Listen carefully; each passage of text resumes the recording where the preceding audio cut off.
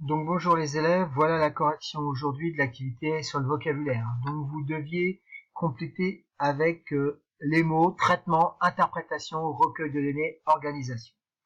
Alors, la statistique était historiquement l'étude des données numériques liées à la population, ce que vous voyez souvent finalement en histoire géo, plus particulièrement en géo.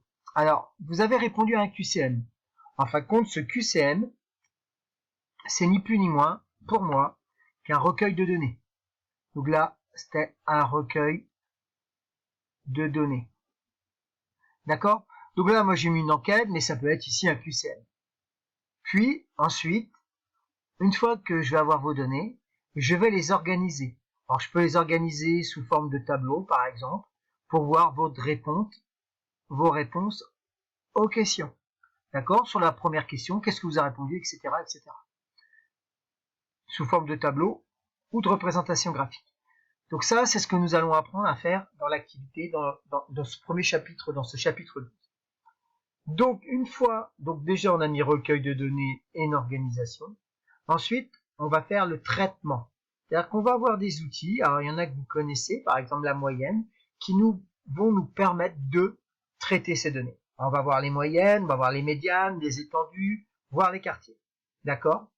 D'accord, ce qui ont des paramètres de position, comme moyenne et médiane, ou de dispersion, comme quartile par exemple. Et ensuite, la dernière étape, sera l'interprétation. Interprétation. Voilà. Alors, on va travailler maintenant sur le caractère. Alors, le caractère, c'est quoi? En gros, c'est la propriété de l'étude. D'accord? Donc, sur la propriété de l'étude, qu'est-ce qu'on utilise? Alors, par exemple, on vous pose des questions.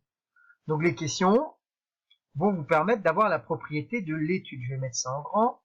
Voilà, j'espère que vous allez bien voir. Alors, je vous donne un exemple. J'essaie de plus bouger. Voilà. Si je vous demande, première question de mon QCM, quelle est votre profession? Voilà. Donc, l'étude, ça va être la profession. Alors, si on vous demande quelle est votre profession, vous allez dire, par exemple, élève. Donc, votre réponse va être ici, ça va être un mot. D'accord? Ça va être un mot. Si votre réponse est un mot, on dit que le caractère, il est pas mesurable, non mesurable, pas mesurable. Donc, c'est un caractère qu'on dit qualitatif, comme la réponse à la question est un mot.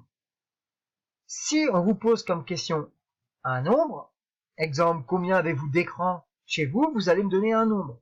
Donc là, si vous me donnez un nombre, vous avez un caractère qui est mesurable. On appelle ça un caractère quantitatif. D'accord? Je peux vous donner un exemple. Quel est votre nombre de frères et sœurs? Vous allez me répondre par un nombre. C'est un caractère quantitatif.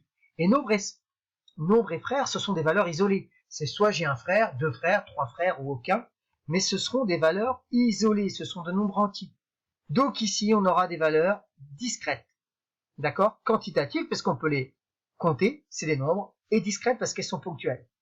Maintenant, quand on parle d'intervalle, c'est-à-dire entre quoi et quoi? Combien de temps avez-vous regardé la tablette aujourd'hui? J'ai regardé entre 5 et 6 heures. Donc ici, on aura une notion d'intervalle. On travaillera là-dessus. Dans ce cas-là, on a un caractère qui est continu. D'accord?